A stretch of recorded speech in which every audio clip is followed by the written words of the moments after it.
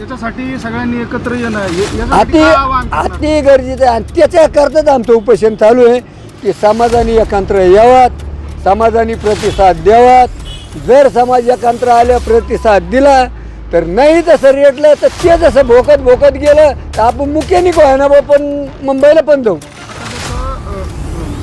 इतर समाजाच्या ज्येष्ठ नेत्यांनी हजेरी लावली किंवा ते येतात जातात, ओबीसी समाजाच्या ज्येष्ठ नेत्यांकडनं तुम्हाला काय अपेक्षा आहे? ओबीसी समाजाच्या जे नेते असतील जे याच्यात दखल नाही घ्यायची त्याला तुम्हाला सांगतो नक्की समाज, मग तो ओबीसी असू दे पण नक्की समाज काही ना काही दाखिल्याशिवाय राहणार नाही इथून मोरला काळामध्ये. माझा थेट प्रश्न भुजबळांच्या संदर्भानेच आहे. भुजबळांनी तुम्हाला काही आश्वासनं दिलेत का किंवा तुम्हाला भेटीचं काही सांगावा पाठवला आहे का? भुजबळ आता वयाच्या हिशोबाने काही गोष्टी रेटत नाही.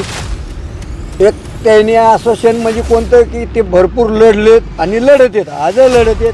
त्याने आम्हाला असोसिएशन म्हणजे काही हेच बा त्याचं म्हण एकच होतं की बा आता गणपतीचं पिरियड आहे, भानगडी आहेत, नको आहे समाजात थोडीशी अडचणी येतात, गणपती उद्या मिरवणुकी भानगडी असतात.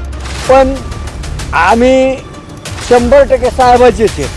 पण आज आम्ही आमचा जनतेला अर्पण केलेला आहे. त्याच्यामुळं आता काय होईल जाईल जोपर्यंत सरळ प्रश्न, भुजबळ साहेब इकडे येणार का? नाही येणार. भुजबळ साहेब येणार नाहीत कारण आणि भुजबळ साहेबाचं आम्ही आव्हान बी करीत नाहीत का की त्याच्या वयामानाने त्या गोष्टी रेटत नाहीत. जे करते